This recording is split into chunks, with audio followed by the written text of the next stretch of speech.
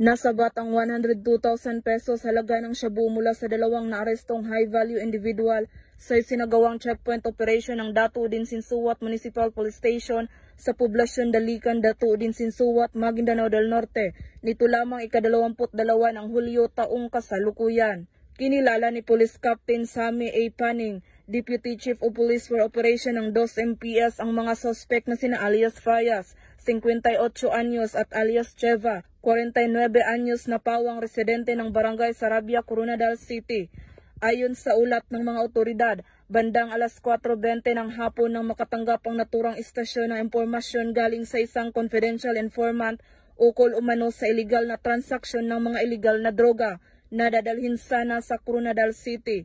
Agad namang naglunsad ng checkpoint ang 2 MPS upang harangin ang mga suspect na sakay ng isang Yamaha Sniper na motorsiklo. Sumailalim ang mga suspect sa pagsusuri at doon nagpositibo ang 3 heat cell transparent plastic sachet na hinihinalang shabu na may kabuuang timbang na 15 gramo at tinatayang nagkakalagang 102,000 pesos at iba't ibang uri ng ID.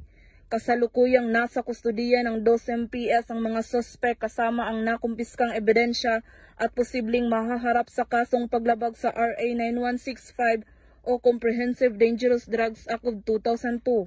Ang matagumpay na operasyon na ito ay bahagi ng pinaigting na kampanya ng pamahalaan laban sa iligal na droga upang masiguro ang kaligtasan at kapayapaan sa mga komunidad ng Bangsamoro Region. Mula rito sa rehiyon ng Bangsamoro, ako ang inyong PNN correspondent, Patrolwoman Maricris Algabre, alagad ng batas, tagataguyod ng Balitang Pulis.